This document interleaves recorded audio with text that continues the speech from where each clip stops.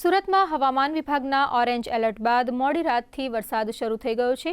ગાજવીજ સાથે પડેલા 4.25 ઇંચ જેટલા વરસાદથી શહેરના મુખ્ય માર્ગો પર પાણી વહેતા થયા હતા અને નીચાણવાળા વિસ્તારોમાં ગણતરીના કલાકોમાં જ પાણી ભરાવાનું શરૂ થઈ ગયું હતું। લાંબા વિરામ બાદ આ મેઘમહેર થતાં શહેરના વાતાવરણમાં ઠંડક પ્રસરી ગઈ છે, પરંતુ પાણી ભરાવાને કારણે વાહન ચાલકો અને રાહદારીઓને હાલાકીનો સામનો કરવો પડી રહ્યો છે।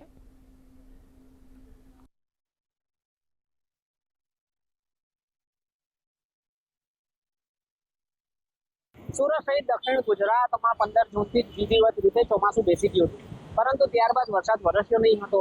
ભારે ઉકળાટનો અનુભવ થતો હતો, પરંતુ ત્યારબાદ અચાનક ગઈકાલે રાત્રે વીજળીના કડાકા ભડાકા સાથે ધોધમાર વરસાદ વરસવાનું શરૂ થયું હતું।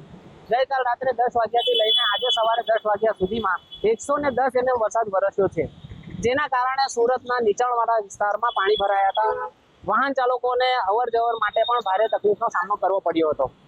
હજી પણ સુરત શહેરમાં ધીમી ધારે વરસાદ વરસી રહ્યો છે। આગામી 3 દિવસ સુધી સુરત સહિત દક્ષિણ ગુજરાતમાં યલો એલર્ટ જાહેર કરવામાં આવ્યું છે। એઝા શેખ, DD ન્યૂઝ, સુરત।